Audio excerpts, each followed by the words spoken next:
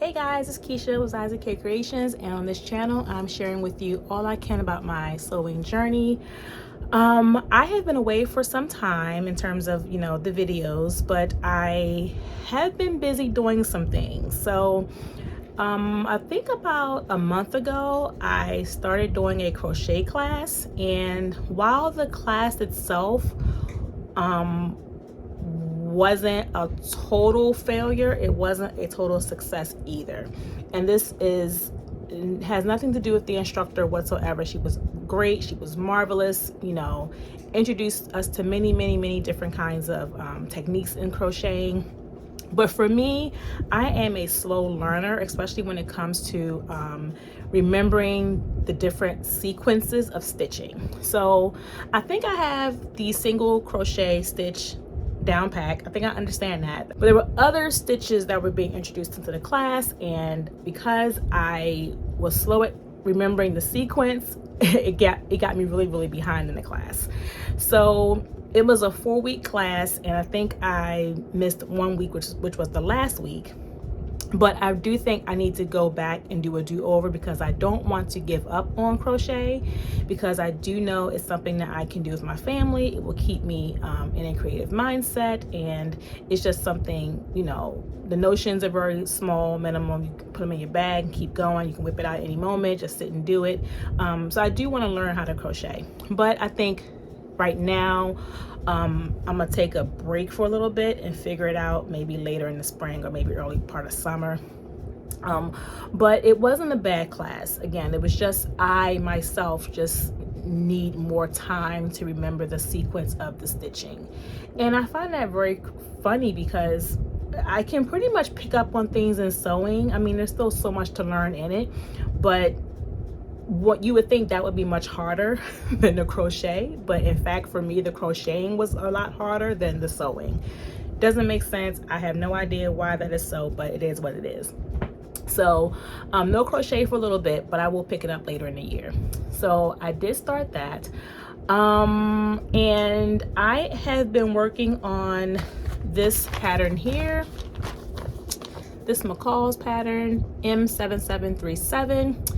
So this is a part of my Make 9 for the year, and I did start it. So the funny thing was, I purchased this pattern some time ago, and my intention was to make this on my youngest daughter. When I pulled the pattern pieces out, I realized that I had the wrong size for her. So I ended up making it for my oldest daughter, and it's not finished at all.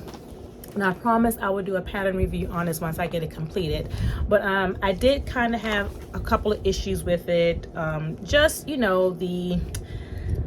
the arm's eye here, I had a couple of issues with that, and I definitely had some issues with the size of the pattern piece itself. The pattern piece was so big it would not fit on my table, so I had to improvise. I did not have floor space to work with it on the floor, so I had to improvise quite a bit on my table here to get the pattern itself cut out.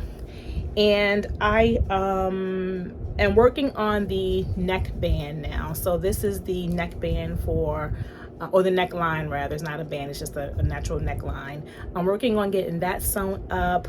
I did have some threading issues. I had some issues with the serging.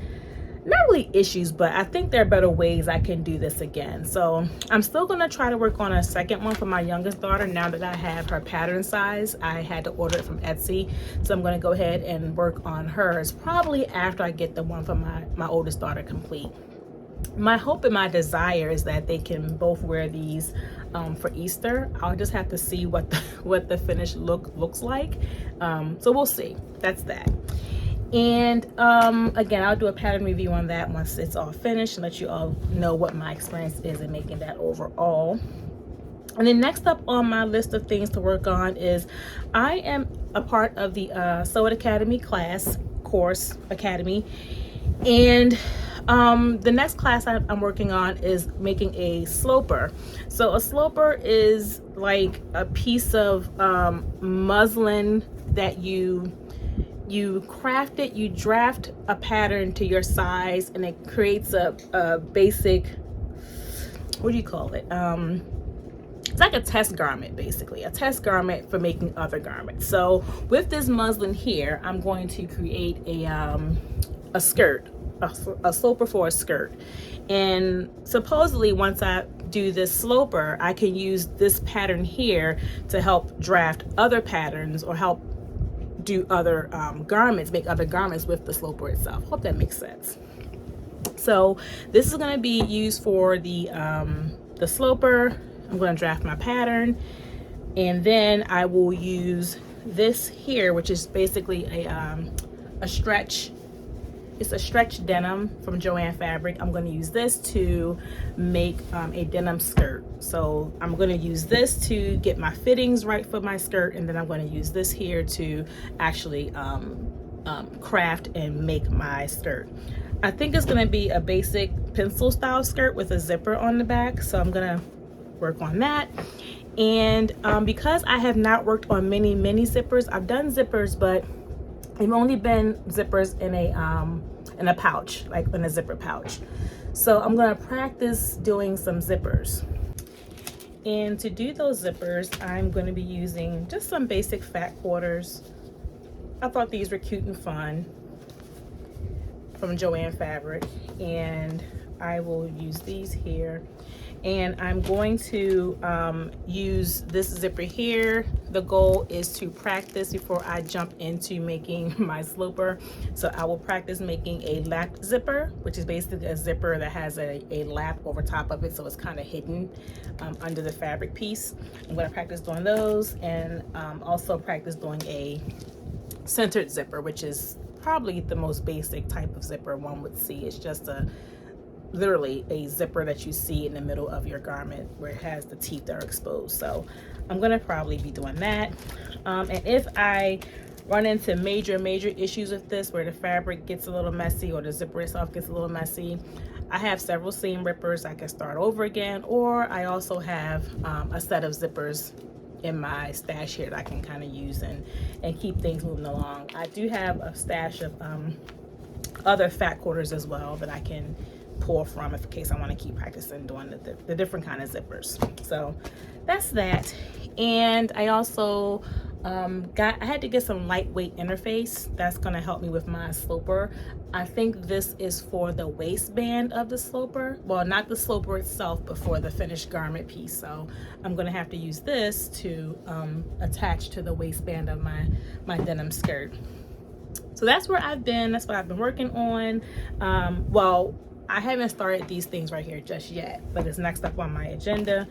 And I am going to finish out this dress here for my oldest daughter. Hopefully I can finish it out this evening. I just need to finish out this neckline, and I need to also finish out the hemline of this dress, and this will be pretty much complete. And then if this all goes well, I hope to start on the other dress of my youngest daughter, which should be fairly simple because I've already done it here. So I'm hoping that that will go off without any problems whatsoever. So yeah, I'll come back in due time and I'll do a pattern review on this, giving you all the notions and, you know, my experience with it and just how it worked out overall. So yeah, thank you for watching. If you are a returning subscriber, I do thank you for watching and tuning in. If you are new to my channel and interested in watching me on this journey and coming with me on this journey, feel free to like and subscribe to this channel so that you don't miss any of my content. And until we come together again, God bless. I'll see you soon.